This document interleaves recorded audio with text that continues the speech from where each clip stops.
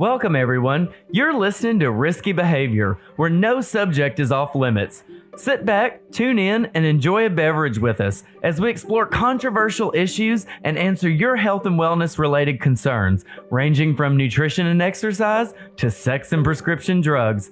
I'm here with co-host Dr. Sweta Chakraborty, who's a national media risk expert, as seen on CNN, the BBC, Fox News, and more. But don't just think this hour is all science as usual. After 4 seasons as a regular guest and food scientist on the Dr. Oz show, Dr. Taylor Wallace, who the Huffington Post calls the nation's premier food and nutrition guru, will help me loosen lips and spill tea with special guests that you won't want to miss. So I'm really excited for today's guest. We have David to my right. David Livingston is the Deputy Director and Lead for Climate and Advanced Energy at the Global Energy Center at the Atlantic Council. Brief description of the Global Energy Center: it promotes energy security by working alongside government, industry, civil society, and public stakeholders to devise pragmatic solutions to the geopolitical, sustainability, and economic challenges of the changing global energy landscape. Okay, I think I got it. But to clarify, we have David right here who can give a layman's version of that, perhaps. Yeah, so tell us what the Atlantic Council does. Thanks, both. That sounds a lot more serious than your average day at the Global Energy Center. But the Atlantic Council is a nonprofit, nonpartisan think tank based in Washington, D.C.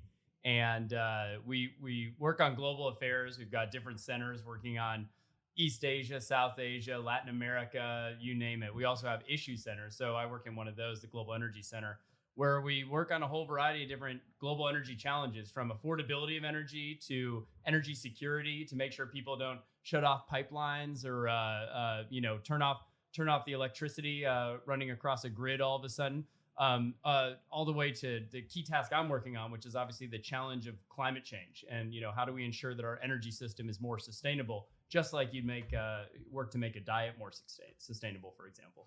So now you have to tell us, for those of you out there who are like me, who are rednecks from Kentucky, you have to describe what a think tank is. Because outside of D.C., I don't think many of us know, or I didn't know what a think tank was. Yeah, this is a great question. And don't worry, this is not just in Kentucky. This is literally every conversation I have outside of my colleagues is, so what exactly do you do in a think tank?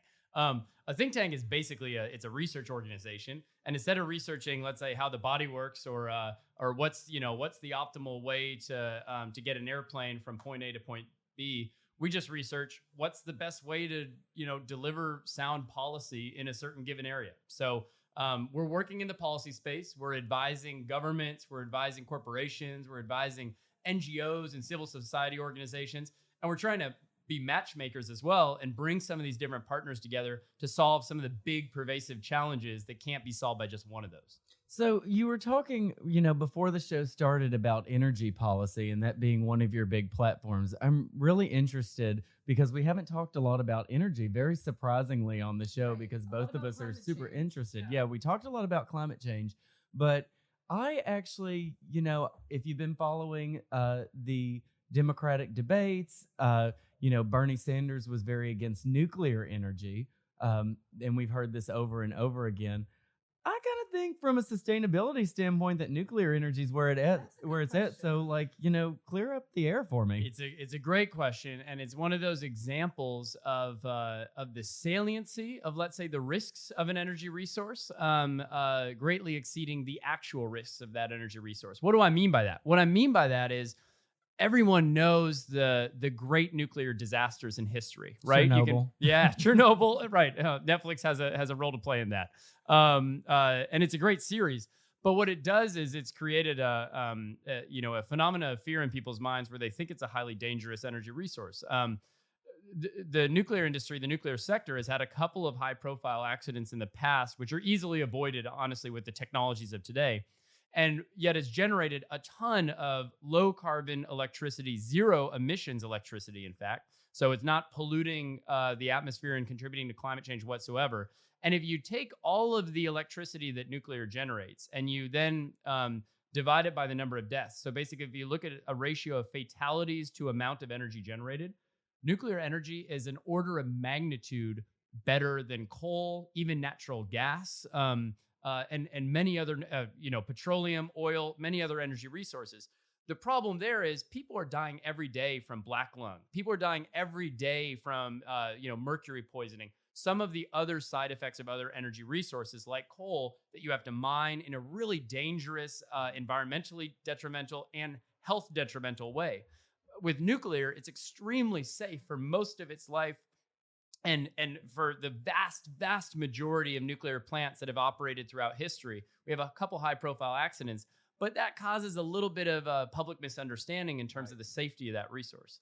Right. It kind of takes me back because for those of you who follow the show and know me, I'm from southwestern Kentucky and, really close to a lot of the coal mines in Kentucky. And you can see in the population, the health disparities that are due to working in the coal mine. So, I agree. I think the only thing that is a downfall of nuclear energy is basically Donald Trump has the button right now. So, And people are concerned, and there are concerns, which is why it's not part of all of the Democratic presidential candidates' agendas, right? So how do you compare their different plans in that sense? We have Booker is a big proponent of having nuclear energy as part of the portfolio, part of the mix. Elizabeth Warren isn't, Sanders isn't. I'm curious kind of what you think about that. Totally. Here's the way I think about it. It's a great question.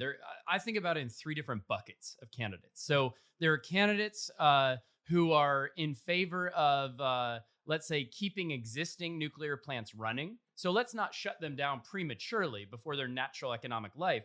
Let's shut them, let's shut them down when they're set to close anyway, but keep the current nuclear plants operating.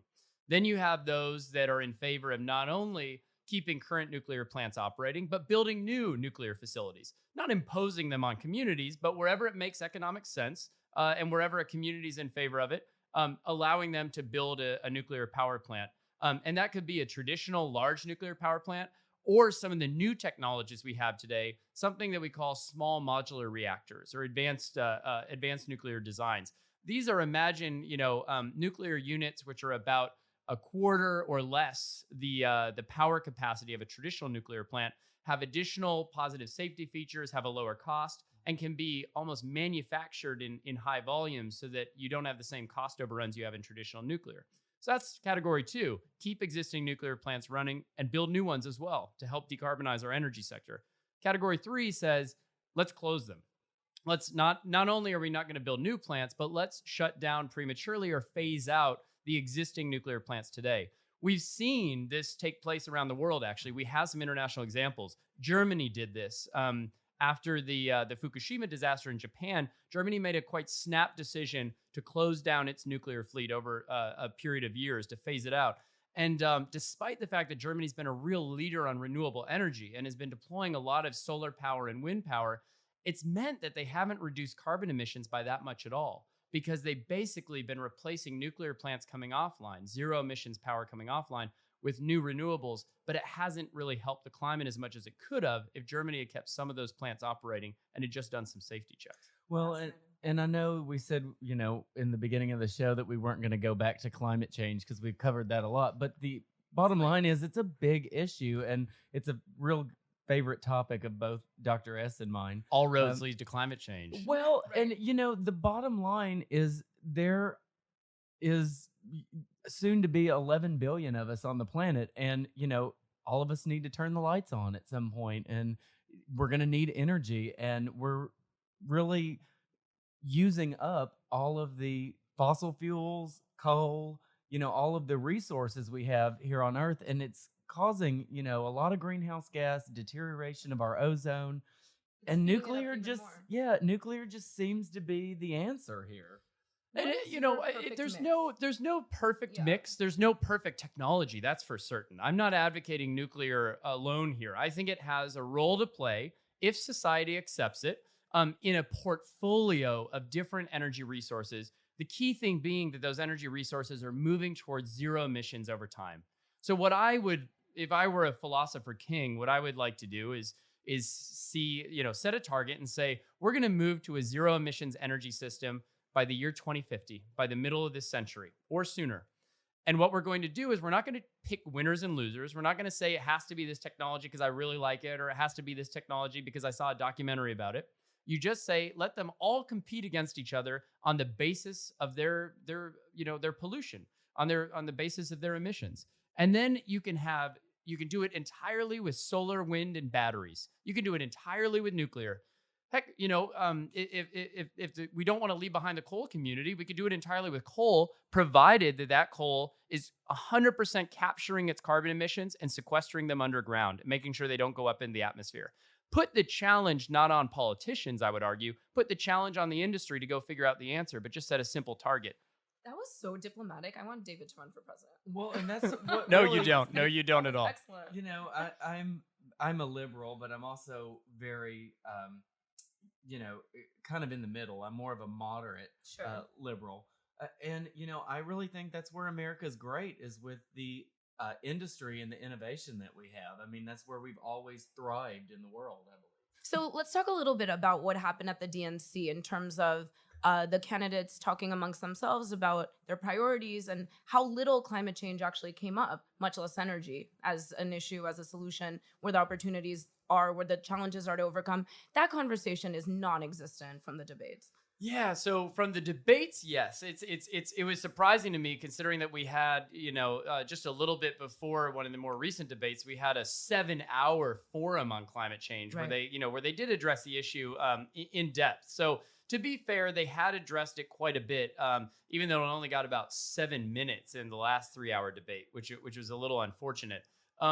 But here's the real missed opportunity. They didn't talk about it very much at all in this past debate in Houston. And that's a real shame, because Houston is, quote unquote, the energy capital of the United States. At a time when the United States is a net exporter of oil, a net exporter of natural gas, and as of the month of June is now exporting more oil abroad than Saudi Arabia is to the global market, it would have been an opportune time to talk about some of the paradoxes of energy abundance like never before in the United States, matched against a growing and perhaps unprecedented recognition of the climate challenge. And I'm not one to call this paradox an intractable one. I actually think that there were enormous opportunities there. Houston might be as much a part of our climate solutions future as San Francisco or LA, San Diego, Boston. The reason being is that, there are some exciting technologies, carbon capture, for example, right?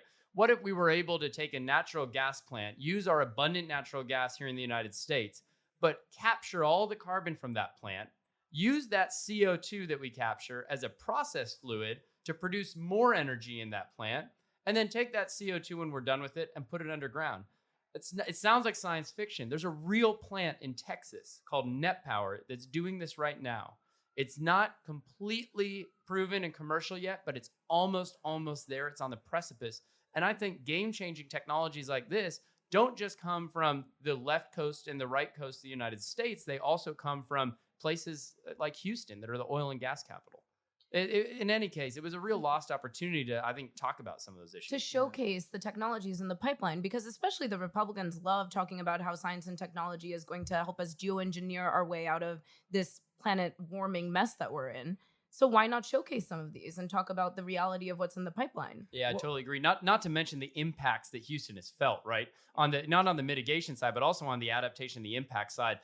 No city has had it rougher in recent years than Houston in terms of hurricanes, billions and billions of dollars of damage. It's on the front lines of climate change, whether it's industry or whether it's their actual infrastructure and their livelihoods.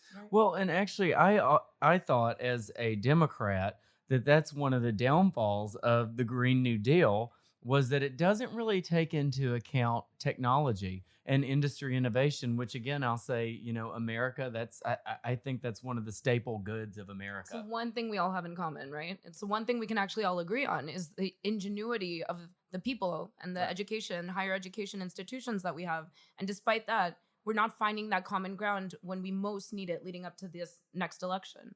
So yeah, it's absolutely true. I didn't know that technology was happening. It's exciting. It's it just shows you out there that are, even those of us that focus on this stuff a lot, our ability to know about all the different exciting projects, all the different exciting technologies that are taking place is limited. Even those of us that are paid to work on this every day, from the moment we go to work to the moment we come home.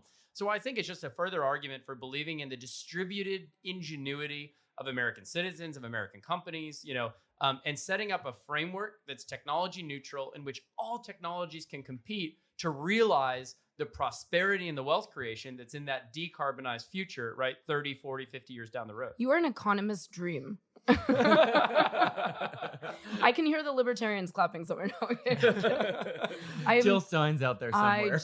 I joke. I want to ask you, since we're talking about new technologies, what is the reality of harnessing volcano energy? And what's the actual term for it?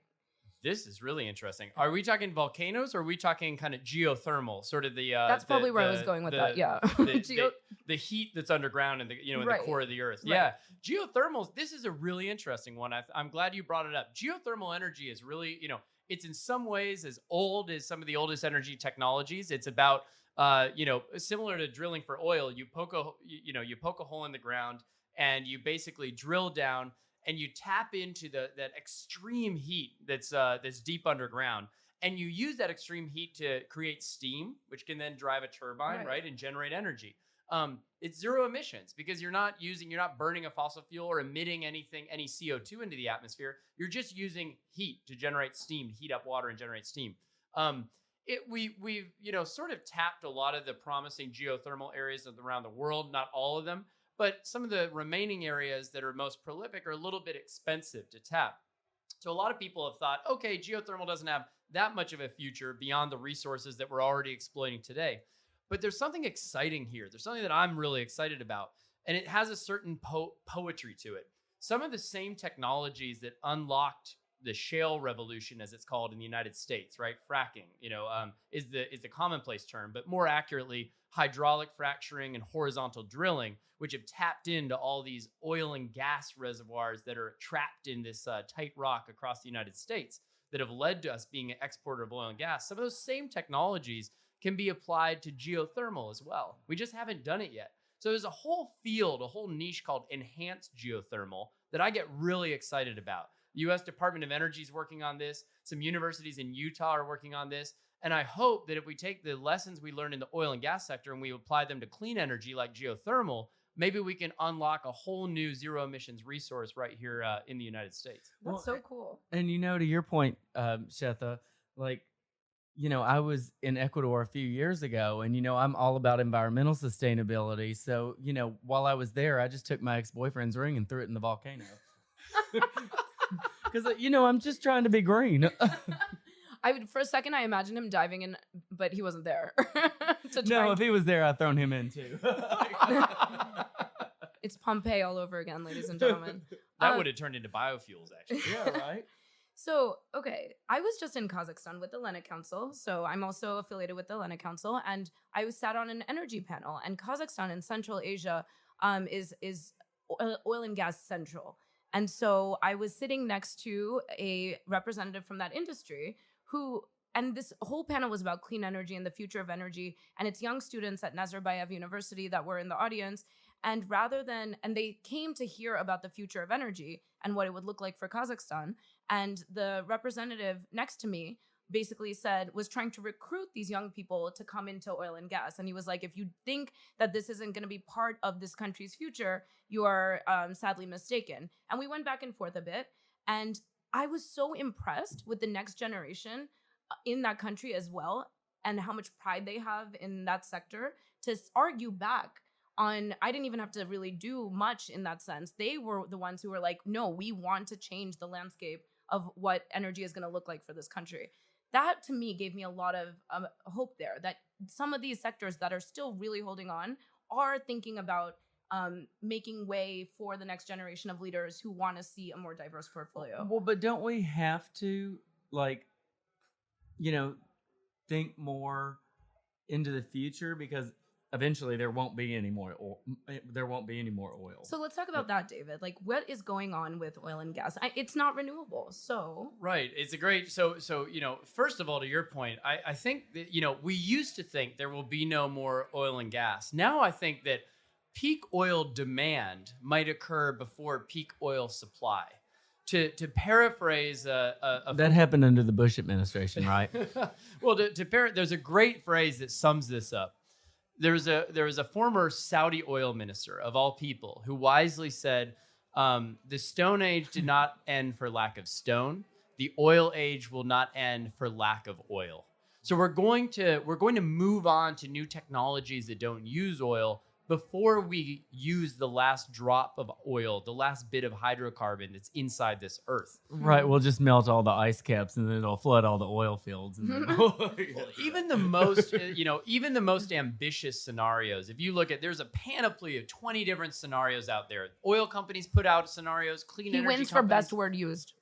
put out scenarios. That's great. Do you remember when I used a word once on air and you were like, I do not know what that word means? I used it wrong I've got too. the Kentucky So- grammar. I sorry still to clap my interrupt. syllables. We're gonna fact check Panoply after this podcast. But there are a bevy of different scenarios out there put out by It's getting different better. organizations, including the International Energy Organization, the International Renewable Energy Organization. Even the most aggressive scenarios in terms of reducing our oil demand by, let's say, using more electric vehicles, using hydrogen vehicles, using more public transit, et cetera, still show more than 50 million barrels of oil being used, well more than 50 million barrels of oil being used in the global economy a few decades out.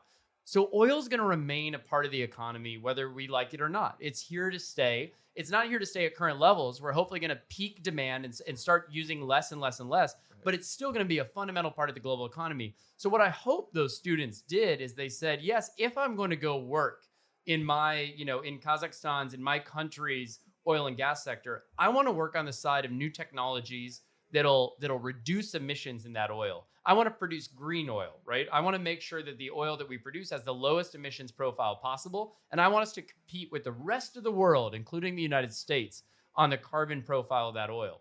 I don't know if they were doing that, but I hope they were. And I think that'll be particularly courageous in a country whose economy, whose gleaming streets and towers and monuments were literally built on petro wealth. Right. Do you see that? Do you see the oil industry taking that charge? I think it's a really interesting time in history. The oil industry is at an inflection point, and you don't see a monolithic response. You see various different oil companies doing various different things. Arguably, the European oil majors are further out ahead of the American oil majors, although I think that's starting to change a little bit as some of the American oil majors are waking up a little bit. What's really interesting as well is they have totally different strategies. Some of them are just saying, okay, we're going to produce less and less oil and we're going to produce more natural gas, which is, they say is a bridge fuel. Others are investing in really, next generation technologies like fusion energy that we haven't quite made commercial yet. Others are investing in clean energy, which is liquid and similar to oil, but which has a lower emissions profile, like advanced biofuels or second generation biofuels. Yet others are trying to move from becoming oil majors into electricity majors. They're basically going all the way around again. They're moving from these, high risk, high return oil drilling industries to just become your average day energy utility, your electricity utility, your Pepco. It's going to be fascinating to watch which of these strategies win and which of them doesn't. To me, it's one of the great dramas of the 21st century. Well, you all can go work for the oil industry, but I'll tell you, coming from Kentucky, I'm not going to the coal mine, honey, because I have been to Walmart several times and I have seen the people that work in the coal fields, and I like my teeth and my lungs. Not only that, but you've probably seen some of the damages of hilltop removal, right? Where they're literally blasting the tops off of mountains. Yeah. I mean, this is where I would say, the environmental damage of coal is not just in terms of its carbon emissions profile. There also is rampant kind of societal and local environmental destruction, which is oftentimes linked to the coal industry that we have to address as well. Well, we like to blow things up in Kentucky. So, there was actually, when I was home last time, there was this farmer that was trying to get the edge up on all the other fishermen. So in Kentucky, when you want a lot of fish, you just throw dynamite into the lake. And then all the fish float to the top and you collect it and then sell it to Whole Foods, because it's organic, right? No hormones. Our producer is reacting to Taylor right now in that story. So, okay, few things I want to make sure we touch upon. This is a great conversation. It's super interesting, and we could literally talk about it for hours and even segment it down into more, which we'll have you back, David, and we'll definitely dig a little bit deeper on these particular energy sources. And I think what we just said was a really important point, because increasingly a lot of these companies and sectors are finding it difficult to recruit the best and the brightest because of the stereotypes around and how archaic some of the practices are, et cetera. So there needs, that in itself is promoting innovation and hopefully getting companies to take charge, take the lead to say, we want to recruit the best. So we need to really showcase that we are leaders in the future. We are invested in a more diverse energy portfolio and a sustainable planet, right? So that's good. So I want to make sure you get to also say whatever else you want to have on the record here for this. But I'd love to talk to you a little bit about national security implications of energy. Let's talk about it. After all, I may not have said in my introduction about it, the Atlantic Council is not just a policy think tank. It's really a security think tank. Right. Our motto is securing the future. But nonpartisan. That's right. So go ahead. Go right ahead. Yeah. So the reason that a lot of these, we're not willing to give up some of these sources of energy is because we have relied on reliable energy for so long, and it's so necessary for our military enterprise that to risk switching to renewable means there could be vulnerabilities now in our grid. Yeah. That's something we need to overcome. So if you talk about risk, right? If you talk about risky business, think about the dangers of fossil fuels this way. Actually, in an operational environment for our U.S. military, we recently had a summit that we did in Chicago called the Veterans Advanced Energy Summit. One of the more interesting takeaways for me from that summit was someone who was a combatant commander in Afghanistan was describing that the number one cause of fatalities in Afghanistan was fatalities, right? Exactly, linked to refueling, linked to the fuel supply chain, which is of course about bringing oil, barrels of oil to remote, distant places where it's needed to operate machinery. And, you're moving these convoys of fuel, which are literally just flammable targets. You could just fire at them and then boom. Sitting ducks. Exactly. Yeah. Talk about, watching things explode. I mean, it's so the U.S. military should be the clean energy leader in the world in terms of the ones that have the number one rationale to move away from fossil fuels, to move to things where you can just set up a microgrid in the middle of the desert, right? And use the sun, which is beaming down every day, to power your operations instead of relying on some elaborate, vulnerable, complicated fuel convoy. In addition to that, though, I want to note that the other thing we're looking at the Atlantic Council is how this transition to cleaner fuels is also going to change geopolitics, right? What is it going to mean for oil-producing states, which have traditionally relied on the largesse provided by petrodollars to kind of sustain their particular governments or their particular societal systems? So think about countries in the Gulf. Think about Russia. We've already seen what's happened in Venezuela when oil production declines, right? And similarly, what does the U.S.'s newfound fossil fuel abundance, right, its exports of oil and natural gas, what does it do to foreign policy? I would argue that you wouldn't see the ability to have such aggressive sanctions on Russia, Iran, and Venezuela, right? Simultaneously, 3 different oil sanctions regimes, which are very aggressive, going on simultaneously, if the U.S. were still importing oil like it was in the mid-2000s. Right. This is a phenomena provided by the U.S.'s energy abundance, and it's going to be really difficult for us. We're going to have tough conversations about how to reconcile the foreign policy flexibility that energy abundance provides with the need to make sure that we're moving towards a zero carbon economy, not because it's the right thing to do, but because that will ultimately is a security necessity. That's an imperative. I mean, I don't think of this as a nice to have. It's not about environment. It's not about sustainability.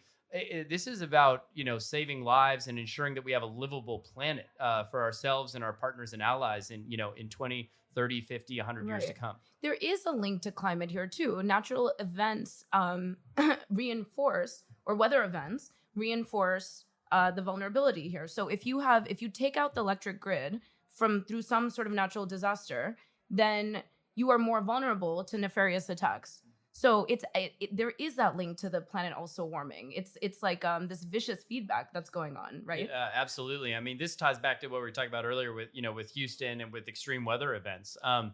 We also need to make sure that we harden our energy infrastructure, make our energy infrastructure more resilient. The Atlantic Council also has another center in addition to the Global Energy Center where I work, called our Resilience Center, which is doing some terrific work at looking at how we make our societies more resilient. not only in not only in terms of our energy systems, but also our coastal cities. How do we make sure that Miami doesn't go underwater in the future? But when storms hit, we've seen it in the Northeast and some of the storms that have hit New York and Boston. How do we ensure that our interconnected grid of the future with all these different renewable resources on it is also making us more resilient to the future impacts of climate change as well? It's a great point. I want to make sure that we talk about things that we might have missed in the last few minutes that we have. So I'm thinking, what would you like an audience that might be hearing about the issues around energy, its relationship to the planet warming? What is like a takeaway? If nobody's engaged with this topic, what is the one thing that they should really think about going forward? Absolutely. The number one thing to understand is that there are all sorts of different priorities that we ask from our energy system. We want it to be reliable. We don't want the lights to go out all of a sudden, right? We don't want it to be maybe zero emissions and cheap, but really unreliable. We also don't want it to be expensive. We don't want it to be polluting. We ask so much of our energy system, and there are so many people who are passionate about certain issues here. But in order to do this well, in order to do this in a way which is durable and which delivers the energy system that we want in the future, we're going to have to work on all dimensions of this: security, affordability, reliability, sustainability, all at the same time. That's what we're trying to do here at the Atlantic Council. That's what we're trying to do in our Global Energy Center. And I hope that for anyone who's interested, you'll go to our website, you'll check out atlanticcouncil.org. You'll find me, you'll reach out to me, send me an email, David Livingston at the Atlantic Council. And we'd love to, work with you and talk more with you about all these challenges and opportunities in the future. All of that will also be in the show notes. So he will be easy to find for sure. Absolutely. Well, there you go, Mitch McConnell, the bipartisan answer to all of your questions today. That's a wrap for today. Have ideas for the show? Tweet us at Dr. Taylor Wallace. That's DrTaylorWallace. And at Shetha C. That's SWETAC. Thank you for tuning in to Risky Behavior. Until next time.